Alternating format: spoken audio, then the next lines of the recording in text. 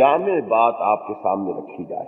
दीन के जो तकाजे और जो जिम्मेदारियां हम पर आयद होती हैं उनका बयान हो, लेकिन जामियत के साथ हो। अगर तो कहीं ऐसा हो कि हफ्तेवार दर्स होता हो तो आदमी बात को टुकड़े टुकड़े करके भी बयान कर सकता है। एक बात पर आज गुफ्तगू हो गई, एक पर अगले हफ्ते हो जाए, एक पर उससे अगले हो जाए, लेकिन जाहिर बात है कि ऐसी कोई शक्ल यहाँ नहीं है।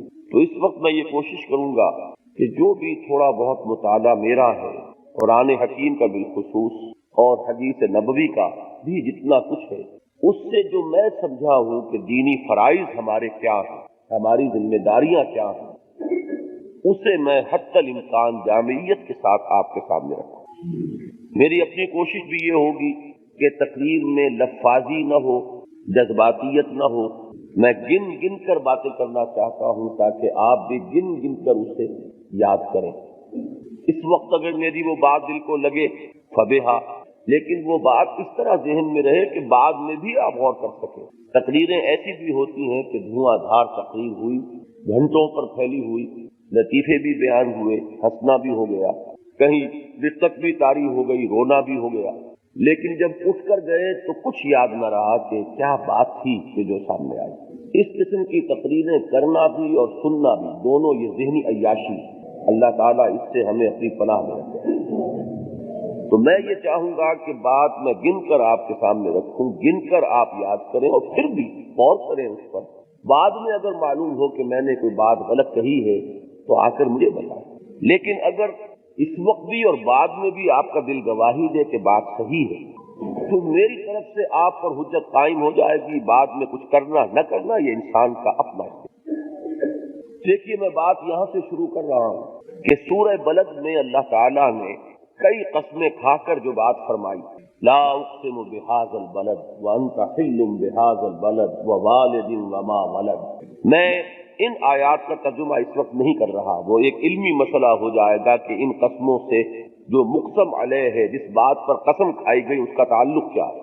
सिर्फ ये जान ले कि कोई बड़ी अहम बात है जिस पर अल्लाह ताला कस्में खाए। वो बात क्या है? लक़द ख़लक़नल इंसान फ़ी कबद। हमने इंसान को मेहनत और मुशक्क़त ही में पैदा किया। मालूम हुआ कि इंसान की जिंदगी मेहनत और मुशक्क़त में है, ये उसका मुक़द्दर है, किसी इंसान को इससे मफर नहीं है। ये तो गालिब का एक शेर है कि रंज से खूगर हुआ इंसान तो मिट जाता है रंज, मुश्किलें इतनी पड़ी मुझ पर के आसान हो गई। हम लोग इतने खूगर हो चुके हैं कि हमें एहसास नहीं होता कि कितने बोझों तले हम दबे हुए। वरना यह है कि अगर आप गिनने बैठे तो हर इंसान पर जिम्मेदारियों का, फराइज का बहुत बोझ। आमतौर पर ये मुगालता हमें हो जाता है कि ये बड़ी बड़ी कोठियों में रहने वाले, एयर कंडीशन बंगलों में रहने वाले, एयर कंडीशन कारों में चलने वाले, इनके लिए कोई मेहनत नहीं, कोई मुशक्कत नहीं। ये मुगालता है। उनके अपने मसाइल होते, उनकी अपनी परेशानियां होती, रातों की नींद उन पर हराम होती। जो दिन भर मेहनत करता है, मुशक्कत करता है, ईंटें ढोता है या कश्ती चलाता है, वो रात को पांव फैलाकर सोता है। और ये वो लोग हैं कि नर्म गदेलों पर भी इन्हें नींद नहीं आती। इन्हीं को जरूरत पड़ती है ख्वाब आवर दवाइयों की। इनकी नौइयत मुख्तलिफ है मुशक्कत की, लेकिन ये कि लक़द ख़लक़नल इंसान फ़ी कबद, अब इसमें तो इस्तिस्ना है ही नहीं, कायदा कुल्लिया है। हमने इंसान को या तमाम इंसानों को मुशक्कत ही में पैदा। अब अगली बात मैं चाहूंगा गिने एक एक नुक्ते से। ये जो बोझ है और जिम्मेदारियां हैं हम सबके कांधों पर, इनको बुनियादी तौर पर दो किस्म की जिम्मेदारियों में हम तकसीम कर सकते हैं। एक जिम्मेदारी ये है या इस किस्म की है कि उसका तकाजा हमारे अंदर से उभरता है, लिहाजा किसी को वाज और नसीहत की जरूरत नहीं। पेट खाने को मांगता है, भाग दौड़ करेगा इंसान कोई न कोई माश के लिए, चाहे वो कस्ती चलाए, चाहे ईंटें ढोए, चाहे कलम चलाए, चाहे दुकान पर बैठे, चाहे दफ्तर में बैठे, करेगा। चुनांचे इसकी कोई जरूरत नहीं है कि आप वाज कहें कि भाई कुछ कमाया करो, कमाते सब है, इसलिए कि इसका तकाजा उसके अपने अंदर है। क्या जरूरत है कहने की। इसी तरह देखिए, इंसान में शहवत है, लिहाजा शादी करता है। घर गृहस्थी की जिंदगी वैसे गौर करें तो कितना बड़ा बोझ है। औलाद की परवरिश कोई आसान काम है। किसी गरीब मर्द को या किसी गरीब औरत को आप देखेंगे कि किसी बीमार बच्चे को गोद में लिए हुए, हाथ में दवा की शीशी लिए हुए, 4 घंटे तक डॉक्टर की दुकान पर खड़ी हुई, और कुछ पता नहीं कहां से वो लेकर पैसे वो आई होगी डॉक्टर को दवा के देने के लिए। ये जो मुशक्कत इंसान झेलता है, کیوں جھیلتا ہے کہ اس کے اندر ہے اس کا تقاضا. اگر وہ تقاضا اندر نہ ہو تو لاکھ آپ واز کرتے کوئی شادی نہ کرتا, کتنی ہی تلقین کرتے, یہ بوجھ اٹھانے کو کبھی انسان تیار نہ ہوتا. یہ اٹھاتا ہے خود بخود اس لیے کہ اندر تقاضا ہے. اسی طرح تن ڈھانپنا ہو یا کوئی مکان بنانا ہو, کبھی آپ نے واز کہا یا سنا کہ مکان ضرور بناؤ؟ ہر ایک بنائے گا, چاہے جھونپڑا بنائے, چاہے کچا مکان بنائے, چاہے پکا بنائے, بنگلہ بنائے, محل بنائے, بنائے گا. اس لیے کہ یہ تقاضے انسان میں ہیں. اس کے لیے محنت, اس کے لیے مشقت, اس کے لیے بھاگ دوڑ, اس کے لیے تکلیفیں جھیلنا, یہ انسان از خود ہے بڑے بوجھ. یہ ان میں سے ہر بوجھ جو ہے بڑی حسرتناک باتیں ہوتی ہیں. کسی نے بڑے چاؤ سے, بڑے ارمانوں سے مکان بنایا اور جس دن وہاں پہنچا اسی دن مر گیا. آپ اندازہ کیجئے کہ کتنی مشقت اس نے اٹھائی, لیکن اس مکان میں اسے ایک رات گزارنی نصیب نہ ہوئی. ایسا بھی ہوتا اور دیکھتے ہیں ایسے حادثے ہوتے ہیں. لیکن اس کے باوجود یہ سارے کام ہم کرتے ہیں. یہ جو میں نے تقاضے گنوائے یہ وہ ہیں کہ جن کے لیے کسی وعظ اور نصیحت کی ضرورت ہے. اور اگر آپ یاد کریں گے, روٹی, کپڑا اور مکان, یہی تو بنیادی تقاضے ہیں. اس کا مادہ ہمارے اندر اتنا ہے کہ کوئی ذرا چھیڑ دے صحیح تو اس کے لیے تو ہم ہر شے کرنے کو تیار ہیں.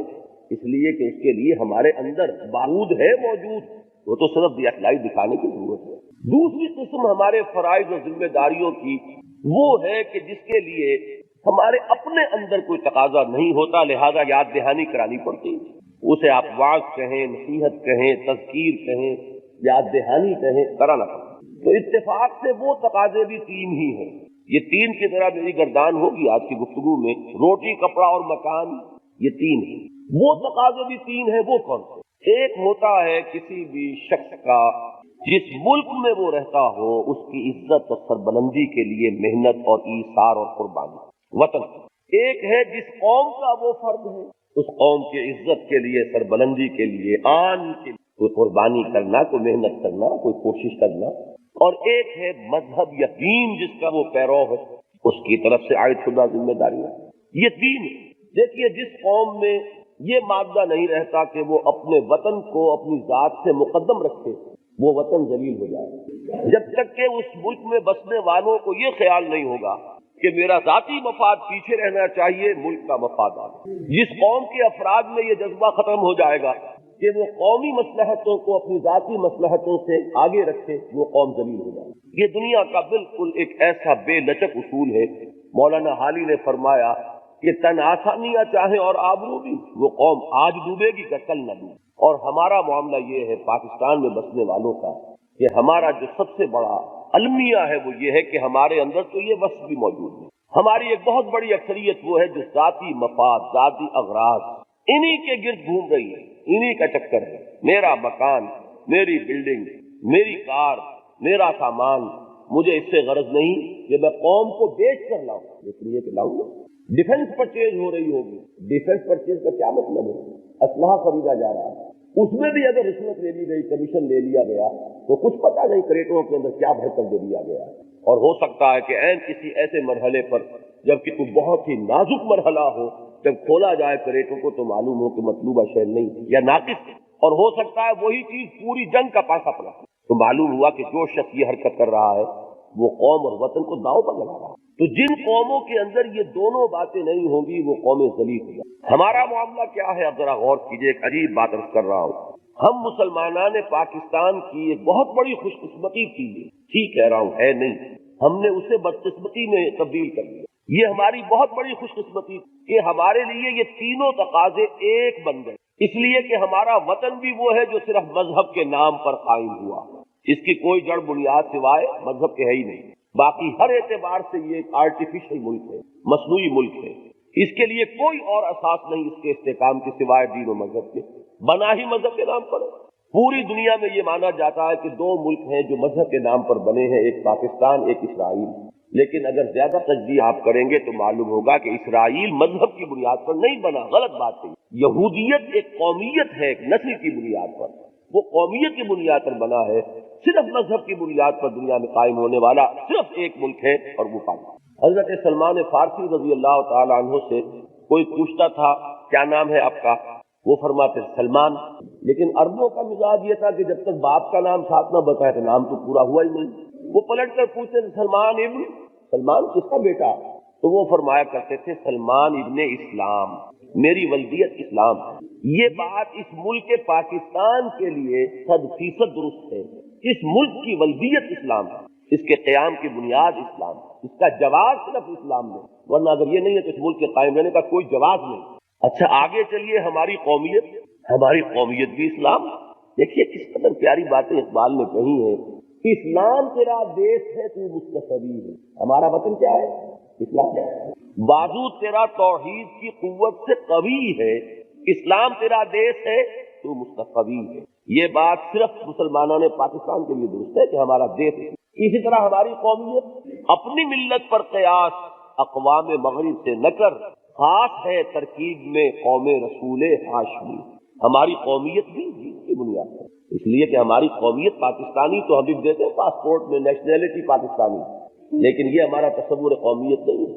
ہمارا تصور قومیت یہ ہے کہ پوری امت محمد یہ ایک ملت ہے صلی اللہ علیہ وسلم۔ وہ کہیں موریتانیہ کا رہنے والا ہو، میرا ہم قوم مسلمان ہے، کوئی انڈونیشیا کا رہنے والا ہے، ہماری قوم ایک ہے۔ تو معلوم ہوا کہ ہماری قومیت کی بنیاد کیا ہے؟ اسلام، اور ہمارا دین کیا ہے؟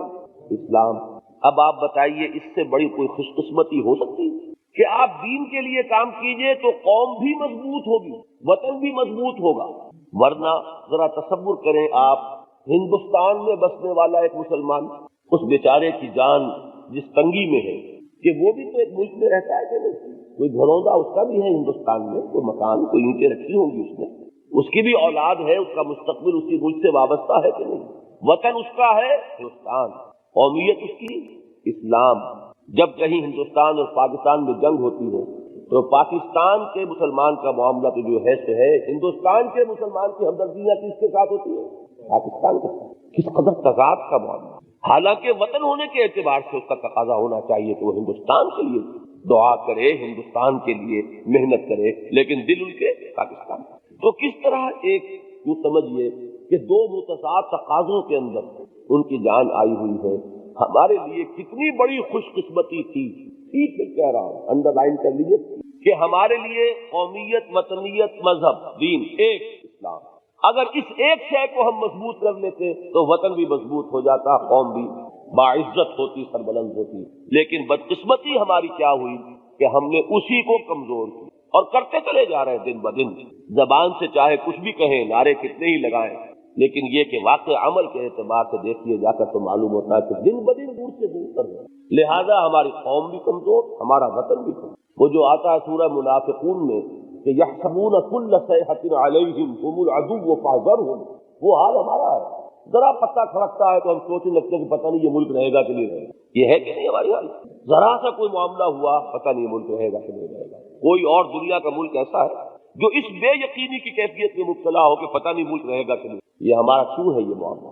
نفاق کی حقیقت کو واضح کرنے کے لیے سورہ توبہ کی ایک آیت ہے، فرمایا گیا کہ ان میں کچھ لوگ ایسے بھی ہیں جنہوں نے یہ عہد کیا تھا اللہ سے کہ اے اللہ اگر تو ہمیں دولت دے گا، فراغت دے گا تو ہم تیری راہ میں خوب خرچ کریں گے۔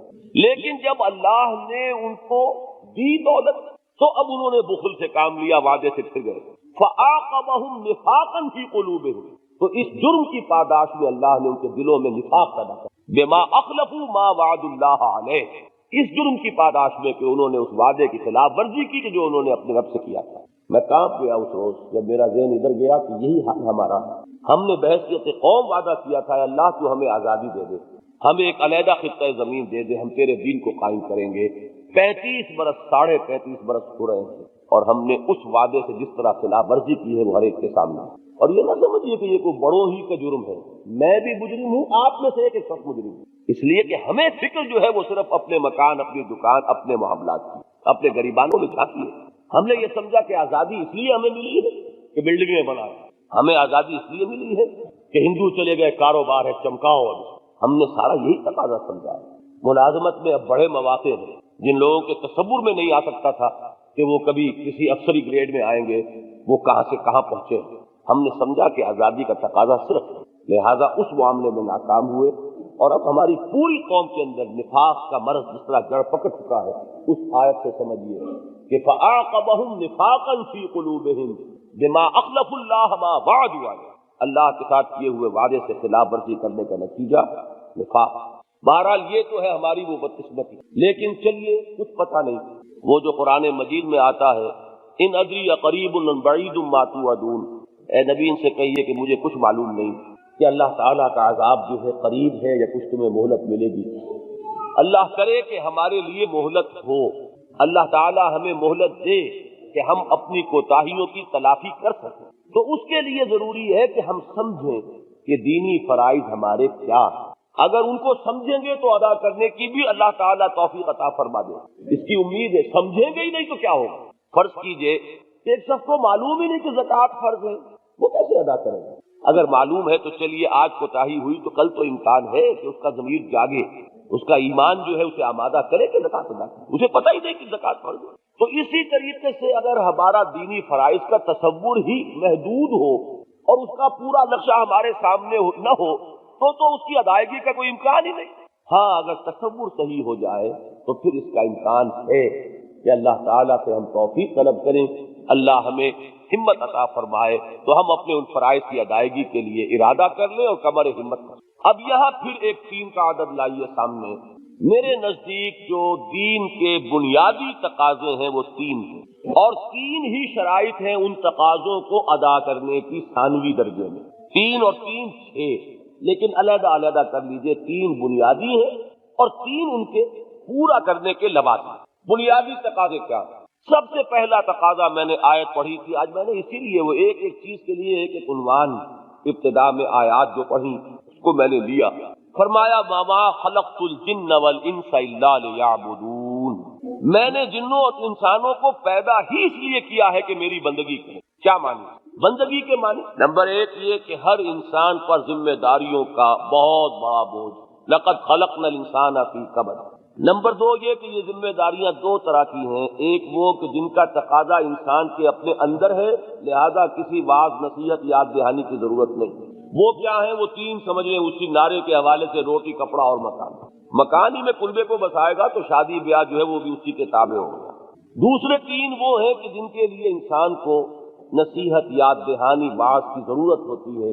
قومی ذمہ داریاں، وطنی ذمہ داریاں اور دینی ذمہ داریاں. ہم مسلمانان پاکستان کی بڑی خوش قسمتی تھی کہ یہ تینوں ایک، لیکن ہم نے اپنے اب تک کے طرز عمل سے اسے اپنی بہت بڑی بدقسمتی بنا لیا. اگر دین کا ہمارا تقاضا اور ہوتا، قومیت کی بنیاد اور ہوتی تو چلیے دین کو مضبوط ہم نہ کرتے. قومیت کے لیے تو کوئی اور جڑ تھی نہ، وہ ہے ہی نہیں ہمارے پاس.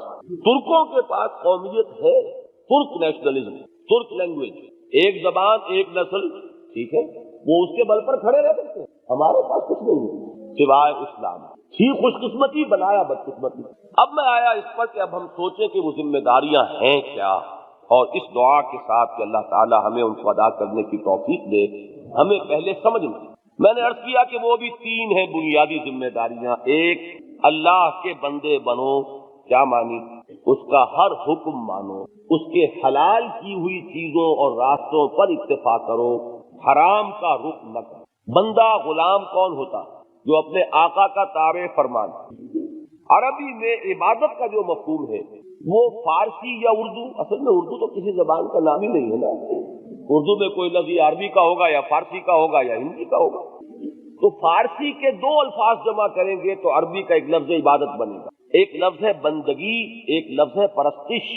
بندگی میں تو اطاعت، بندہ غلام، اور پرستش میں ہوتی ہے محبت، پرستار.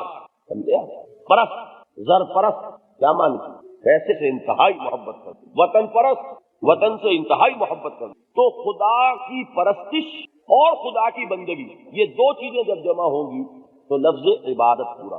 ہم نے انسانوں اور جنوں کو نہیں پیدا کیا مگر اس لیے کہ ہماری بندگی کریں اور پرستش. ہمارا حکم مانیں، ہمارے احکام بجا لائیں، حلال اور حرام کے جو قواعد و ضوابط ہم نے بنا دیے ہیں ان پر کاربند ہو. ہم سے ہی سب سے بڑھ کر محبت کریں. والذین آمنوا اشد حبا للہ. اہل ایمان جو ہوتے ہیں ان کی سب سے زیادہ مضبوط اور سخت محبت اللہ کے ساتھ. اس میں اگر آپ غور کریں گے تو یہ بندگی جز وقتی نہیں ہو سکتی، یہ ہمہ وقت اور ہمہ تن ہوتی ہے. ملازمت ہو سکتی ہے جز وقتی، اتنے گھنٹے میں آپ کا کام کروں گا اس کے بعد میں آزاد. لیکن غلام جز وقتی نہیں ہوتا. غلام تو غلام ہے 24 گھنٹے کا. ہر وقت اسے اپنے آقا کا حکم ماننا ہے، اور کسی حکم کو وہ یہ نہیں کہہ سکتا یہ میں نہیں مانتا، یہ غلامی کے ساتھ اس کی مناسبت ہی نہیں۔ تو سب سے پہلا کام یہ ہے کہ اللہ کے بندے بنو، وہی مانا کہ اپنی پوری زندگی میں اللہ کے احکام کی اطاعت کرو اور اللہ ہی کو محبوب حقیقی اور مطلوب اصلی بناؤ۔ اب اس مضمون کو قرآن ادا کرتا ہے بے شمار طریقوں سے۔ کہیں فرمایا ادخلوا فی السلم کافہ، اسلام میں سموچے پورے کے پورے داخل ہو جاؤ۔ یہ نہیں ہو سکتا کہ یہ حکم کو میں مانوں گا، یہ میں نہیں مانوں، یہ بات تو غلط ہو گئی۔ اگر ہم یہ کہیں کہ صاحب نماز تو ہم پڑھیں گے، اللہ کا حکم ہے، اور بالکل ٹھیک اس طرح پڑھیں گے جیسے رسول اللہ نے کہی صلی اللہ علیہ وسلم، اس پر ہم جھگڑیں گے بھی، آمین اونچی ہونی چاہیے، کرتے ہیں کہ نہیں جھگڑا؟ رفع یدین نہیں ہوا تو سنت ترک ہو گئی، کرتے ہیں کہ نہیں؟ تو یہ تو بڑے پکے ہم۔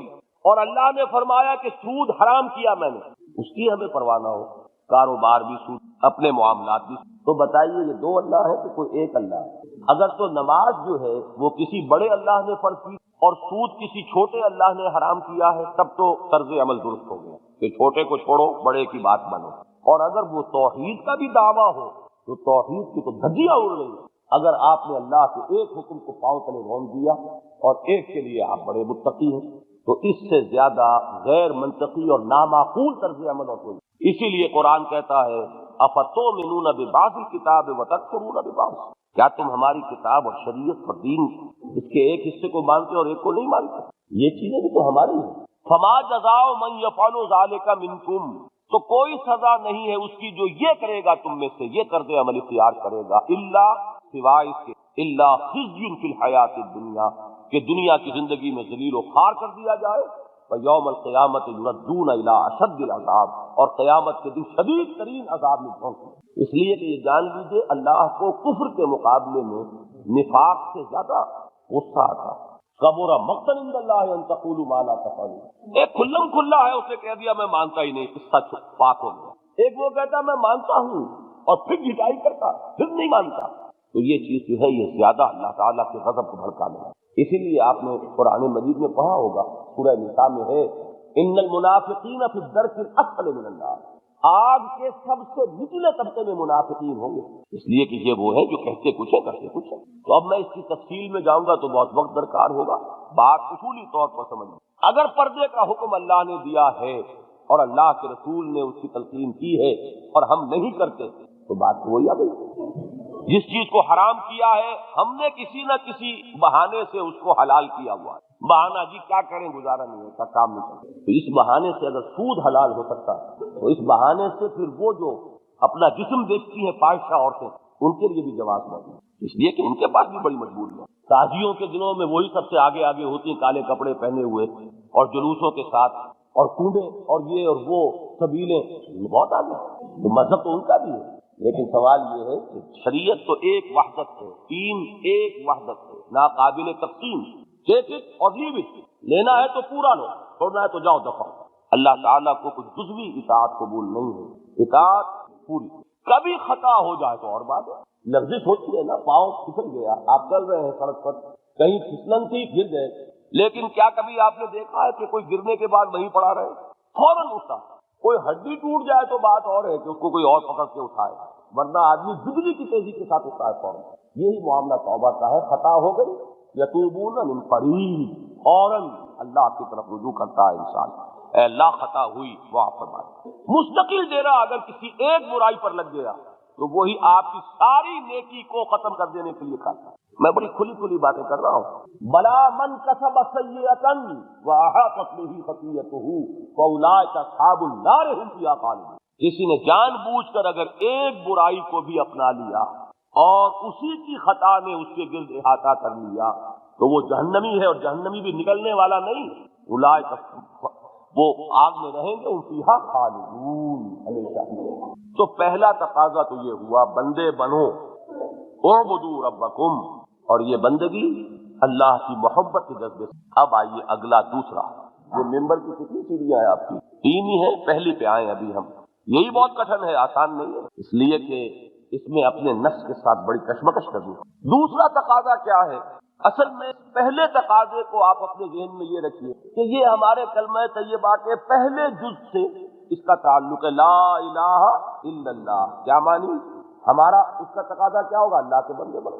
دوسرا جز کیا ہے؟ محمد الرسول اللہ صلی اللہ علیہ وسلم. اس کا ایک اور تقاضا ہے. وہ تقاضا وہ ذہن میں نہ لائیے رسول کی اطاعت، وہ نہیں.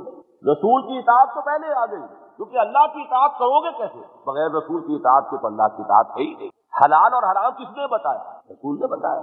لہذا وہ اطاعت رسول کو تو وہیں ادھر شامل کر لیجیے اطاعت الہی کے ساتھ. یہ تقاضا کچھ اور ہے جو میں اب بیان کروں. وہ تقاضا جو ہے وہ یہ ہے کہ اللہ نے اپنی ہدایت اور اپنے دین کو محمد پر کامل کر دیا صلی اللہ علیہ وسلم. ہدایت کامل ہوئی قرآن پر اور اس کو محفوظ کر دیا، اور پھر حضور پر نبوت کو ختم کر دیا. اب جو کار نبوت یا کار رسالت تھا، جس کے لیے 1,20,000 24,000 نبی آئے، کیوں آئے تھے؟ یوں تو نہیں آئے گا. کوئی اللہ کی ہابی تو نہیں تھی یہ معاذ اللہ لیتے رہنا، جب چاہ بھیجا جب چاہ بند کر دیا. یہ کوئی ایسی بے تکی بات تو نہیں ہو سکتی. اللہ کا معاملہ یہ جو کام وہ کرنے آتے تھے، اب وہ کام محمد کے بعد صلی اللہ علیہ وسلم ذمہ داری ہے امت محمد کی. سمجھیے اچھی طرح سے. رسول کس لیے بھیجے جاتے تھے؟ دین پہنچاؤ، تاکہ لوگ یہ نہ کہہ سکے ہمیں پتہ ہی نہیں تھا. اللہ قیامت کے دن جب محاسبہ ہوگا تو لوگ یہ نہ کہہ سکے رسلا مبشرین و منذرین لئلا یکون للناس علی اللہ حجۃ بعد الرسل وکان اللہ عزیزا حکیم. ہم نے اپنے رسولوں کو مبشر اور نذیر بنا کر بھیجا تاکہ رسولوں کے بعد لوگوں کے پاس کوئی عذر، کوئی حجت، کوئی دلیل نہ رہ جائے قیامت کے دن پیش کرنا. اس مقصد کے لیے رسول آئے. تو لوگ تو ختم نہیں ہو گئے، لوگ تو ہیں، اور وہ شیطان لعین بھی ختم نہیں ہو گیا، وہ بھی تا قیامت میں. بلکہ اب تو اس کے جو چیلے انسانوں میں ہیں وہ اس کے کان کاٹ رہے ہیں، اس سے بڑھ کر شیطان. تو اب جو کام رسول کیا کرتے تھے وہ کون کرے؟ وہ ہے اب ذمے اس امت کے. دیکھیے امتی ہونے کی حیثیت سے جو ہے تقاضا اطاعت نہیں ہے، امتی ہونے کی حیثیت سے یہ تقاضا ہے جو میں آپ کو بتا رہا ہوں. وَكَذَلِكَ جَعَلْنَاكُمْ أُمَّةً وَسَطًا لِتَكُونُوا شُهَدَاءَ عَلَى النَّاسِ وَيَكُونَ الرَّسُولُ عَلَيْكُمْ شَهِيدًا. ہم نے تمہیں بہترین امت، درمیانی امت وسط بنایا ہی اس لیے ہے کہ تم گواہی دو لوگوں پر اور رسول گواہی دے تم پر صلی اللہ علیہ وسلم. یہ میں تھوڑا سا سمجھانا چاہتا ہوں لوگوں پر گواہی دینے کی کیا معنی. دیکھیے گواہی جو ہے یہ ایک دو دھاری تلوار ہے. گواہی کسی جھگڑے میں ہوتی ہے نا، کسی مقدمے میں، کسی مناقشے میں، تو گواہی کسی کے حق میں ہوگی، کسی کے خلاف. ایک فریق کے حق میں گواہی کے معنی لازماً پہلے کے خلاف، دوسرے کے حق میں گواہی کے معنی لازماً پہلے کے خلاف. تو گواہی کا یہ دو پہلو سامنے رکھیے. اور عربی میں حق میں جب بات آتی ہے تو حرف لام آتا ہے، اور خلاف جب بات آتی ہے تو حرف علا. ایک بڑی مشہور بڑی مختصر حدیث اس کے لیے بہت مفید رہے گی بات کو سمجھنے کے لیے. القرآن حجت لک او علیک. حضور نے فرمایا یہ قرآن حجت ہے یا تمہارے حق میں یا تمہارے خلاف. تو گواہی تو یقین یا حق میں ہوگی یا خلاف. اب یہاں لفظ آتا ہے، دیکھیے قرآن مجید میں آتا ہے کہ قیامت کے دن ہمارے ہاتھ پاؤں اور ہماری یہ کھالیں جو ہیں یہی ہمارے خلاف گواہی دیں. کوئی صاحب یاد کریں کیا الفاظ ہیں. اس وقت ہم کیا کہیں گے؟ لما شہدتم علینا. ہمارے ہاتھ، ہمارے پاؤں، ہماری کھالیں، تم کیوں گواہی دے رہے ہو ہمارے خلاف؟ وہ کیا کہیں گے ہمارے اعضاء؟ انطقنا اللہ الذی انطق کل شیء.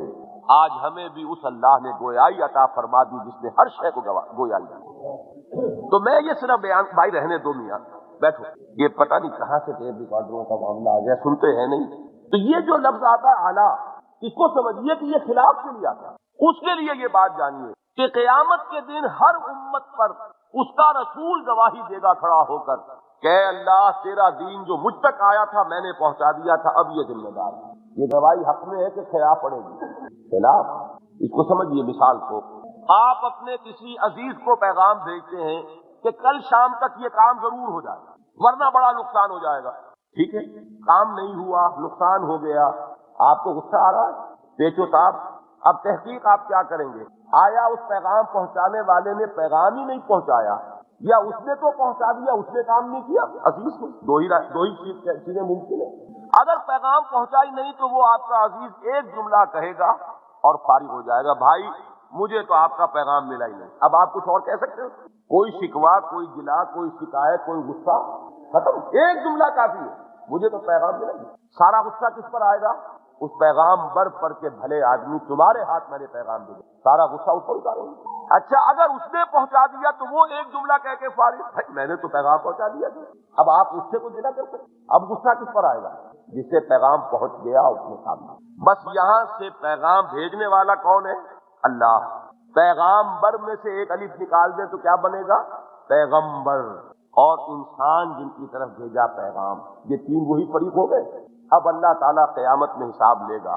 سورہ اعراف کا پہلا رکوع ہے فَلَنَسْأَلَنَّ الَّذِينَ أُرْسِلَ إِلَيْهِمْ وَلَنَسْأَلَنَّ الْمُرْسَلِينَ۔ ہم پوچھ کر رہیں گے ان سے بھی کہ جن کی طرف ہم نے رسولوں کو بھیجا، اور ہم پوچھیں گے رسولوں سے بھی۔ اگر بالفرض رسول نہ پہنچائیں تو مجرم کون؟ رسول۔ لوگ تو چھوٹ جائیں گے، اور رسول پہنچا دیں تو اب مجرم کون؟ لوگ۔ یہ ہے وہ مسئلہ، چھوٹا سا اگر سمجھ لیں تو بات آئے گی سمجھ میں۔ سورہ نساء میں فرمایا فَكَيْفَ إِذَا جِئْنَا مِنْ كُلِّ أُمَّةٍ بِشَهِيدٍ وَجِئْنَا بِكَ عَلَىٰ هَٰؤُلَاءِ شَهِيدًا۔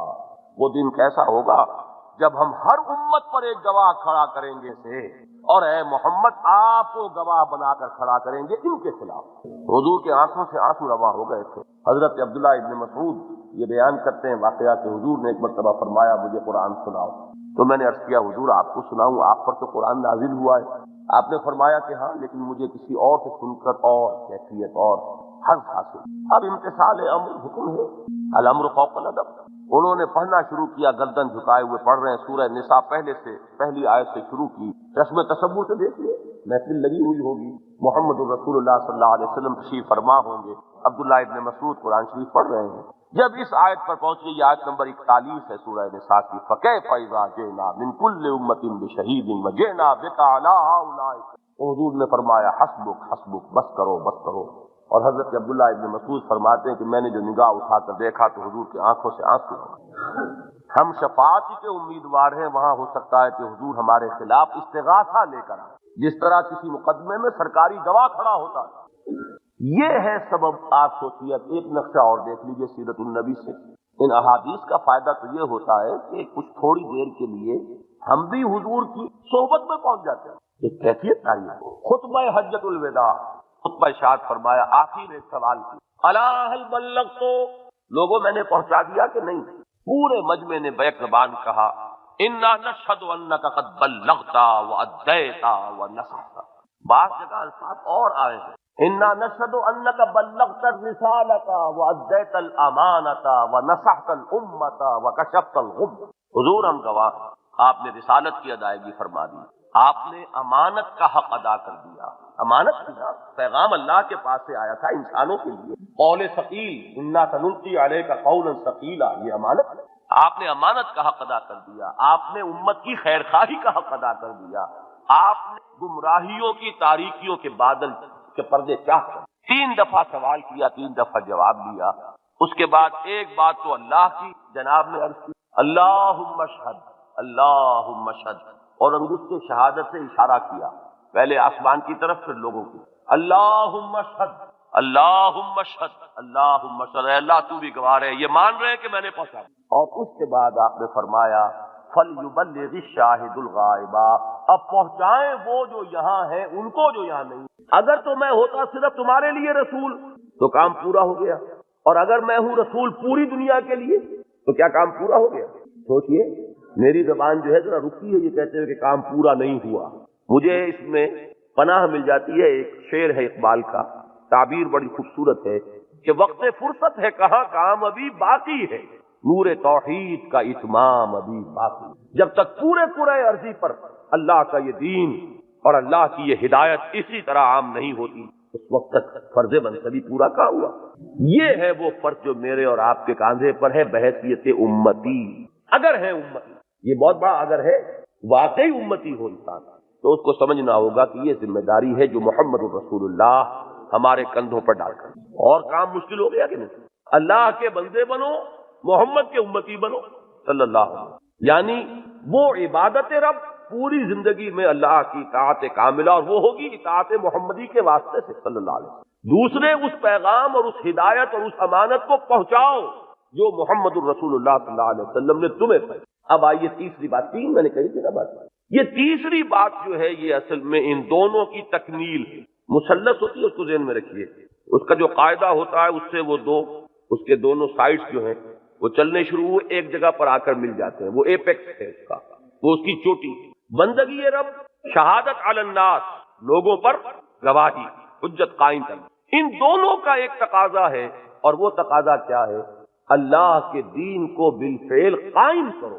یہ جو نظام اللہ نے تمہیں دیا ہے اسے قائم کرو، اس لیے کہ بندگی صرف انفرادی نہیں ہے، بندگی اجتماعی بھی بندگی ہے۔ میں پورا بندہ بن گیا، فرض کیجئے اللہ نے مجھے اتنی توفیق دی، میں نے سود بھی چھوڑا، رشوت بھی چھوڑی، ہر چیز چھوڑی، ہر حرام چیز سے میں نے اپنے آپ کو بچا لیا، لیکن اللہ کا حکم تو یہ بھی ہے کہ چور کا ہاتھ کاٹو، وہ میں تو نہیں کاٹ سکتا جب تک کہ نظام قائم ہے، تو میری بندگی بھی ادھوری رہ گئی کہ نہیں رہ گئی؟ اللہ کا حکم تو یہ ہے کہ زانی کو یہ سزا دو، شادی شدہ ہو تو رجم کرو، وہ کیسے ہوگا جب تک کہ نظام قائم، پورا اجتماعی نظام جو ہے وہ اس دین کے تابع نہیں آئے گا تو میری بندگی بھی ادھوری رہ جائے گی، میں بھی پورا بندہ کہاں بنا؟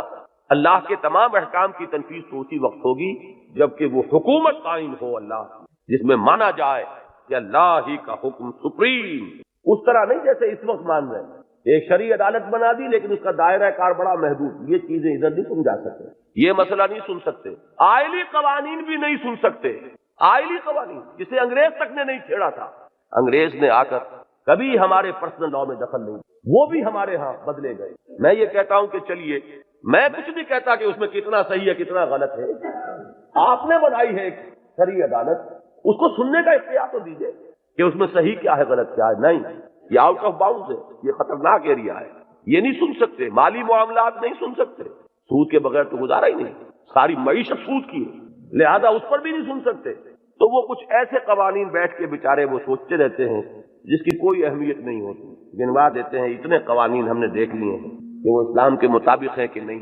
لیکن یہ ایریا آؤٹ آف باؤنڈ، یہ نہیں، دین تو اس وقت ہوگا۔ اب دیکھیے آیت سنیے، وَقَاتِلُوهُمْ حَتَّى لَا تَكُونَ فِتْنَةٌ وَيَكُونَ الدِّينُ كُلُّهُ لِلَّهِ، یہ کل پر ہو، دین کل کا کل اللہ کے لیے ہو، ایک حصے میں مان لیا ایک میں نہیں تو وہ تو وہی بات ہو گئی، جیسے ایک فرد جو ہے نماز تو پڑھ رہا ہے اور 16 آنے صحیح پڑھ رہا ہے، سود کو حرام نہیں سمجھ رہا، یا یہ کہ حرام سمجھتے ہوئے بھی کر رہا ہے، تو اس نے شریعت کے 2 حصے کر دیے، کچھ مانا کچھ نہیں مانا۔ اجتماعی سطح پر یہی بات ہوگی کہ ہم کچھ حصے کچھ قوانین اللہ کے شریعت کے ماننے کو تیار ہے، کچھ نہیں مانتے، وہ تو وہی بات ہوگی۔ افتؤمنون ببعض الکتاب وتکفرون ببعض فما جزاء من يفعل ذلك منكم الا خزي في الحیاۃ الدنیا ویوم القیامۃ یردون الی اشد العذاب۔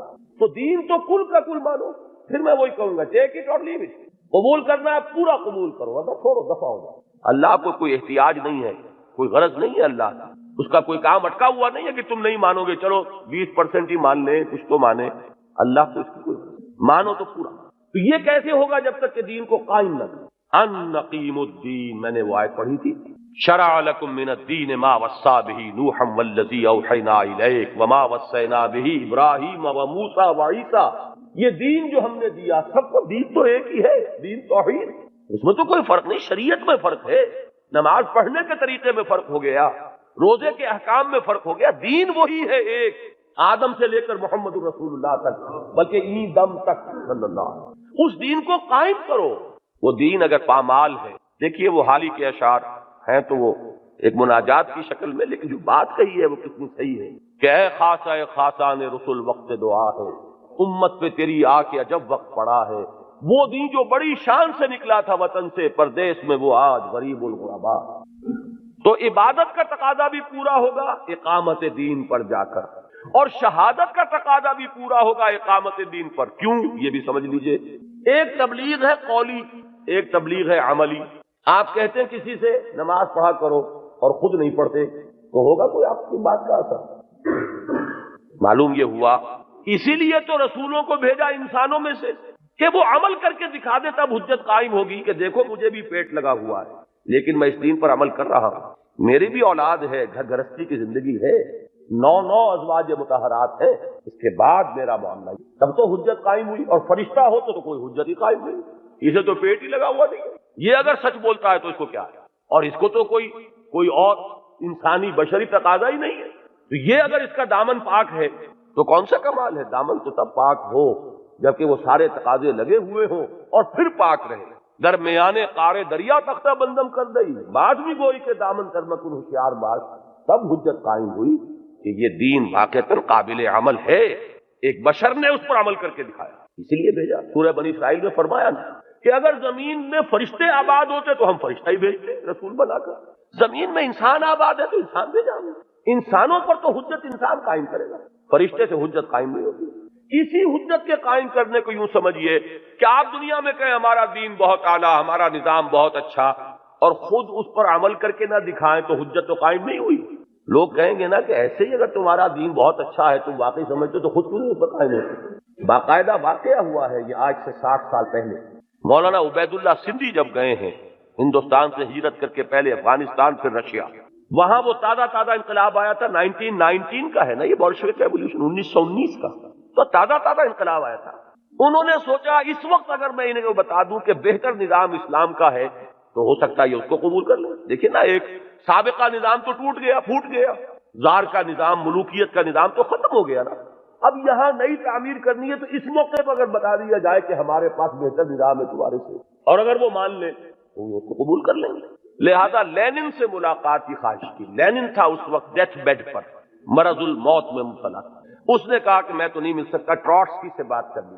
یہ ٹراٹسکی جو ہے یہ اسٹالن سے زیادہ سینئر شخص تھا، لیکن اسٹالن جو ہے بڑا سازشی تھا، ٹراٹسکی کو ہٹا کر وہ آیا۔ ٹراٹسکی سے مولانا عبید اللہ سندھی کی کئی گھنٹے کی ملاقات ہوئی، سارا انہوں نے بتایا اسلام ایسا ہے، اسلام ایسا ہے، اسلام میں یہ۔ اس نے ایک جملہ کیا کہ مولانا آپ نے اپنا یہ نظام کہیں قائم کیا ہے؟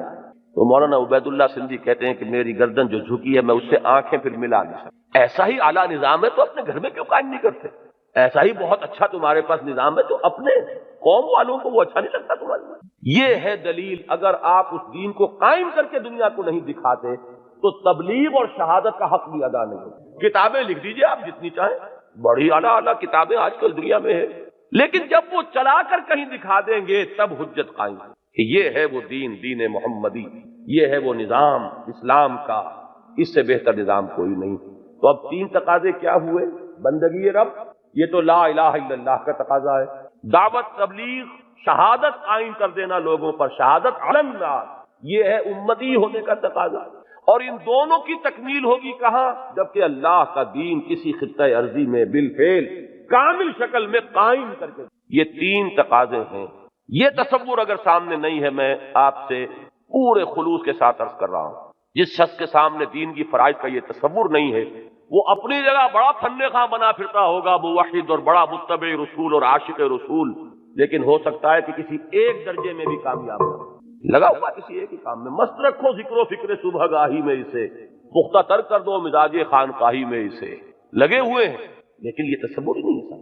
اپنی جگہ پر بڑے نیک، بڑے پارسا، لیکن یہ کہ فرائض تو یہ ہے، اگر ان کا تصور ہی نہیں تو ادا کیسے کرے گا؟ تو سب سے پہلی بات تو یہ کہ واضح تو ہو یہ پورا معاملہ۔ اب آئیے ان 3 چیزوں کو پورا کرنے کے لیے 3 چیزیں لازمی۔ یہ جو میں نے پہلی 3 چیزیں کہی ہیں یہ تو ایسی اٹل ہے، جو بھی صاحب علم ہے، کتاب و سنت سے تعلق رکھنے والا، یہ تو ہو سکتا ہے کہ کسی وجہ سے خاص حلقے میں کسی خاص مکتب فکر سے متعلق ہونے کی وجہ سے توجہ کچھ اور چیزوں کے اوپر مرتکز رہی ہو، ادھر توجہ نہ ہوئی ہو، لیکن میں اس کا کوئی امکان نہیں پاتا کہ کسی صاحب علم کے سامنے یہ 3 باتیں آئیں اور وہ رد کر دیں کہ ایسا نہیں۔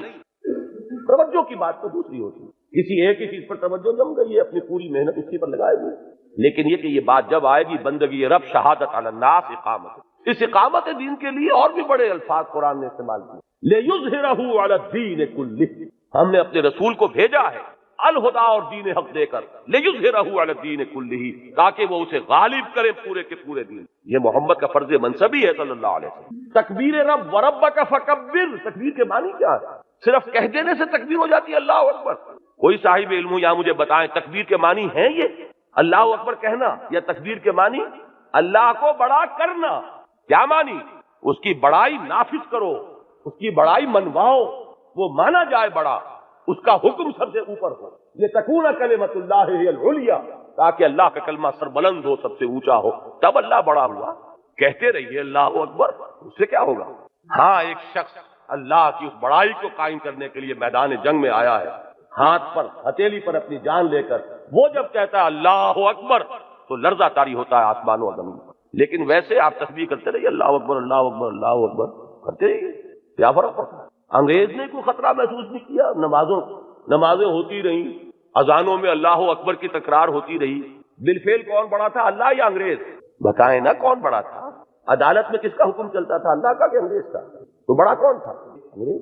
کہتے رہیے اللہ اکبر، لیکن جب کہنے والوں ہی کو پتہ نہ ہو کہ ہم کہہ کیا رہے ہیں، یہ کلمہ بغاوت ہے، نہیں مانتے ہم کسی کو اللہ سے بڑا، کہنے والوں نے یہ کہا، ابوالکلام آزاد نے یہی بہاولپور کی عدالت میں کہا، ہم نہیں مانتے کسی انگریزی حکم، ہم باغی، اس لیے کہ مسلمان تسلیم کر ہی نہیں سکتا کسی اور حکم، اگر کرتا تو مسلمان نہیں، مجبوری کی بات اور ہے، دل سے اگر تسلیم کر لیا تو اسلام مسلمان ختم، اس لیے کہ اسلام کا تقاضا تو یہ کہ اللہ بڑا، دل سے کسی اور کی حکومت کو مان لینا ایمان کی نفی ہو جاتی ہے، مجبوری اور ہے، الا من اکرہ وقلبہ مطمئن بالایمان، وہ بات اور ہے، تلوار اگر کسی کی گردن پر رکھ دی ہے تو کلمہ کفر کہہ کے بھی جان بچا سکتے ہو، لات اور عزا کی تعریف کر کے بھی جان بچا سکتے ہو، اس کی اجازت ہے دل میں، لیکن اگر دل میں کہیں یہ بات آ گئی تو یہ ہے تکبیر رب، وربک فکبر وکبرہ تکبیرا، اسے بڑا کرو جیسا کہ اس کی بڑائی کا حق ہے، اس کی بڑائی مانی جائے۔ تو یہ تین تقاضے ہوئے، اب ان کے لیے تین چیزیں ضروری ہیں، یہ میں نے ساری تمہید اس لیے کہی کہ ان میں ہو سکتا ہے کہ کوئی کسی کو کلام ہو، میں دیکھ رہا ہوں یہاں اصحاب علم موجود ہیں، اپنا مطالعہ رکھ رہا ہوں پورے وثوق کے ساتھ، لیکن اس میں کھلے دل کے ساتھ تیار ہوں گا کہ کوئی شخص مجھے کچھ سمجھا دے کہ یہ معاملہ تم نے غلط سمجھا ہے تو میں اس میں ترمیم کروں۔ وہ تین چیزیں کیا ہیں؟ ان میں سے بھی پہلی چیز میں کسی شک و شبے کی گنجائش نہیں، دو میں ہوگی بات۔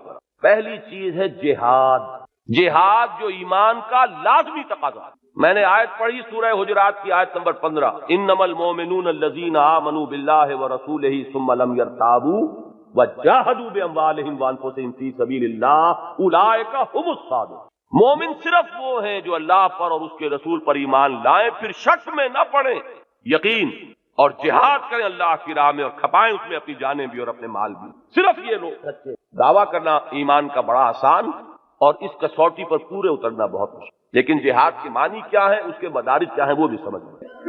یہ ان تینوں تقاضوں کے لیے جہاد ضروری ہے۔ جہاد کے معنی ہے کشمکش، جوہد کے معنی کوشش، جہاد کے معنی کشمکش، اسٹرگل۔ آپ جب بھی انگریزی میں دیکھیں گے اسٹرگل اگینسٹ آئیڈل، دیکھیے نا کہ یہ دنیا ایک نظریہ آپ کا ہے تو ایک نظریہ کسی اور کا بھی تو ہے، ویکوم تو نہیں ہے نا، خلا تو نہیں ہے کہ آپ جو چاہیں کریں، دوسرے بھی ہیں جن کے نظریات ہیں۔ محمد توحید کی دعوت دے رہے ہیں تو ابو جہل شرک کا علم بردار ہے کہ نہیں، تو ٹکراؤ ہوگا کہ نہیں ہوگا؟ تم اپنا سا زور لگاؤ، ہم اپنا سا زور لگائیں گے۔ قرآن مجید میں بار بار آیا ہے اعملوا علی مکانتکم انی عامل، تم بھی لگا لو زور اپنی جگہ پر، محمد سے کہلوایا جا رہا ہے، میں بھی زور لگا رہا ہوں۔ تم اپنے اس نظام باطل کو، اس دین باطل کو محفوظ رکھنے کے لیے جتنا زور لگا سکتے ہو لگا لو۔ اعملوا علی مکانتکم انی عامل، ٹکراؤ تو ہے۔ تو جہاد کے معنی کیا ہے؟ ٹکراؤ، کشمکش، تصادم، پنجہ آزمائی، یہ جہاد۔ پہلا جہاد ہوگا پہلی سیڑھی پر، پہلی سیڑھی کون سی تھی؟ عبادت رب، یہاں سے جہاد شروع ہو جائے گا۔ یہ جہاد کون سا ہے؟ نفس سے جہاد، مجاہد مع النفس۔ حضور نے فرمایا المجاہد من جاہد نفسہ، مجاہد وہ ہے جو اپنے نفس سے جاہد۔ اس لیے کہ میں نے مان لیا اللہ کو وہ میرا رب ہے، لیکن میرے اندر بھی ایک چھوٹا سا رب ہے، وہ رب ہونے کا دعویٰ کرتا ہے نفس میرا، وہ کہتا ہے میں نہیں جانتا کیا اللہ کا حکم ہے کیا رسول کا حکم ہے، میری مرضی چلے گی۔ ٹھیک ہے اذان ہو گئی ہے، آواز آ گئی ہے، لیکن میں چاہتا ہوں سو، اور ہم سو جاتے ہیں۔ کس کا حکم مانا؟ کس کا حکم پیچھے ڈالا؟ اللہ۔ معبود کون ہوا؟ نفس۔ یہ قرآن کے الفاظ ہیں۔ ارأیت من اتخذ الہہ ہواہ، اے نبی آپ نے دیکھا اس شخص کو، غور کیا آپ نے اس شخص کی حال پر جس نے اپنی خواہش نفس کو اپنا معبود بنا دیا۔ معبود تو وہی ہے جس کی آپ اطاعت کر رہے ہیں، بندگی کر رہے ہیں۔ یہاں بندگی کس کی ہو رہی ہے؟ بڑی پیاری بات کہی ہے مولانا روم نے، نفس ماں ہم کم طرز فرعون نیست لیکن اورعون ایراون نہیں، میرا نفس بھی فرعون سے کم نہیں ہے، لیکن فرعون کا لاؤ لشکر تھا، فوج تھی، اس لیے وہ زبان سے بھی کہہ بیٹھا انا ربکم الاعلی، کہا کہ نہیں؟ سورہ نازعات میں ہے، میں فقیر درویش ہوں، میرے پاس کوئی لشکر نہیں ہے، لہذا میں زبان سے تو کچھ نہیں کہتا، لیکن میرا اندر سے نفس نہیں کہتا۔ فقیر ہے، اس نے صاف بات کہہ دی ہے، ہم صاف بات بھی نہیں کہتے، انہیں بات صاف کہہ دی ہے، نفس ما ہم کم طرف فرعون۔ فرعون نے کیا کہا تھا؟ الیس لی ملک مصر، یہ مصر کی بادشاہی میری ہے کہ نہیں؟ کیا مانی؟ میں جو چاہوں گا حکم چلاؤں گا، میں نہیں جانتا کون موسیٰ اور کون اس کا رب، یہی مانی ہے نا؟ ہمارا نفس کیا کہتا ہے؟ یہ جو وجود ہے اس پر میرا حکم چلے گا، میں نہیں جانتا اللہ کون، رسول کون، حرام کیا حلال کیا۔ یہی فرعونیت ہے۔ تو جب تک اس نفس سے کشمکش نہ ہو، بندے کیسے بنیں گے؟ بندگی کا تقاضا کیسے ادا ہوگا جب تک کہ اس نفس کے ساتھ پنجہ آزمائی نہ ہو؟ جو لوگ اس کو نہیں جانتے وہ جہاد کے معنی سمجھتے ہیں جنگ اور چھلانگ مارتے اوپر، تو وہ عہدے منہ نیچے آئیں گے۔ یہ پہلی سیڑھی جو ہے بندگی رب، اعبدوا ربکم الذی خلقکم والذین من قبلکم لعلکم تتقون، اس کے لیے ضرورت ہے نفس کے ساتھ کشمکش۔ یہ جہاد کی ہوئی پہلی منزل۔ اگلی منزل کیا ہے؟ دعوت، تبلیغ، شہادت علی الناس۔ یہ گھر میں بیٹھے ہو جائے گی یا محنت کرنی پڑے گی؟ جان کھپائیں گے تو ہوگی، مال لگائیں گے تو ہوگی۔ اگر حضور بھی آرام سے رہتے، بڑی ٹھنڈی چھاؤں تھی۔ خدیجہ الکبریٰ رضی اللہ تعالی عنہا وہ زوجیت میں ہے، مکے کی متمول ترین خاتون، انہی سے حضور کو اولاد بھی اللہ نے دی، ورنہ تو وہ آخری عمر میں جا کے پھر وہ حضرت ابراہیم، ورنہ اولاد بھی انہی سے ہوئی۔ ایک بھرا گھر جسے کہتے ہیں، بھرا گھر وہ تھا کہ نہیں محمد کا؟ حالانکہ اس سے پہلے تو بڑی مشقتیں جھیلنی پڑی تھی۔ بیڑے بکریاں آپ نے چرائیں اجرت پر، یہ کیا اجرت؟ دوسروں کے سرمایے سے کام کیا کہ نہیں کیا؟ بڑی مشقت کی زندگی تھی ابتدائی، لیکن اس کے بعد وَوَجَدَكَ عَائِلًا فَأَغْنَىٰ، اب تو غنا ہی غنا ہے، آرام سے گھر بیٹھے۔ تو پھر دعوت و تبلیغ کیسے ہو جائے؟ یہ در در کی ٹھوکر، کوئی کہہ رہا ہے پاگل ہو گئے، کوئی کہہ رہا ہے مجنون ہے، کوئی کہتا ہے شاعر ہے، کوئی کہتا ہے ساحر ہے، اور محمد لگے ہوئے صلی اللہ علیہ وسلم، دن رات ایک ہے، تب ہوئی دعوت و تبلیغ۔ یہ ہے جہاد کی دوسری منزل۔ اسی لیے میں نے جو وہ سورہ حج کی آیت پڑھی نہیں تھی لیکن ذہن میں رکھیے، سورہ حج کی آخری آیت ہے اور 17ویں پارے کی بھی آخری آیت ہے، اس لیے لوکیٹ کرنا آسان۔ وَجَاهِدُوا فِي اللَّهِ حَقَّ جِهَادِهِ، محنتیں کرو، جہاد کرو اللہ کی راہ میں جیسا کہ اس کے لیے جہاد کا حق ہے۔ آیت طویل ہے لیکن اس جہاد کی غرض و غایت کیا ہے وہ اس آیت میں آگے چل کر بیان ہوئی۔ لِيَكُونَ الرَّسُولُ شَهِيدًا عَلَيْكُمْ وَتَكُونُوا شُهَدَاءَ عَلَى النَّاسِ، تاکہ رسول گواہ ہو جائیں تم پر اور تم گواہ ہو جاؤ پوری نوع انسانی پر۔ تو یہ جو دوسری منزل میں نے بتائی تھی، یہی دوسری منزل جہاد کی منزل ہے۔ کشمکش ہے نا، اس لیے کہ خلا نہیں ہے، آپ کے نظریات ہیں تو دوسرے نظریات بھی تو ہیں، اور وہ تو اس وقت ٹیلی ویژن سے اور ریڈیو سے اور اخبارات سے سیلاب کون سے نظریات کا آیا ہوا ہے؟ حیا کا یا بے حیائی کا؟ تو ٹکراؤ اگر نہ ہو تو کیسے ہوگا؟ نظریات باطل پھیل رہے ہیں کہ آپ لگے رہے اپنی دکانداری میں، میں لگا رہا ہوں اپنے پروفیشن میں، کوئی لگا رہے صرف اپنے مدرسے میں، تو یہ کام کیسے ہوگا؟ جان اور مال کھپائیں گے تو ہوگا۔ یہ ہے جہاد کی دوسری منزل، اور جہاد کی تیسری منزل سخت، وہ تو بہت سخت ہے ہی ہے۔ دین کو قائم کرنے کے لیے جو نظام بھی کہیں ہے، اس نظام کے ساتھ مفادات ہیں کہ نہیں لوگوں کے؟ چودراہٹیں ہیں کہ نہیں؟ ویسٹڈ انٹرسٹ، پریولیج کلاسز، مراعات یافتہ طبقات ہوتے ہیں ہر نظام میں۔ اگر آپ نظام ہٹا کر دوسرا لائیں گے تو ان کے مفادات پر آنچ آتی ہے کہ نہیں؟ وہ برداشت کریں گے اسے، وہ ریٹیلیٹ کریں گے۔ دین کو قائم کرنے کی جد و جہد میں اب مجاہدہ ہوگا، جہاد، اور اس کی آخری منزل ہے قتال، اللہ کی راہ میں جنگ۔